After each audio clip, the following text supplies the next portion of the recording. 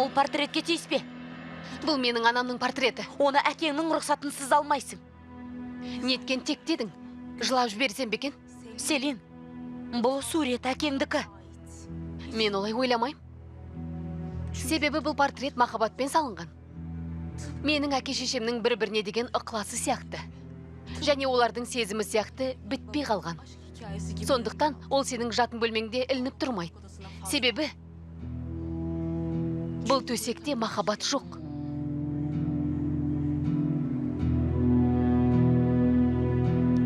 Енді бұл портрет махаббатқа бөленген бөлменің көркін ашады. Ол біздің кереуетіміздің үстінде ілініп тұрады. Күйеуіміз екеуміздің бөлмемізде, және біздің сезімімізді шыңдай түседі.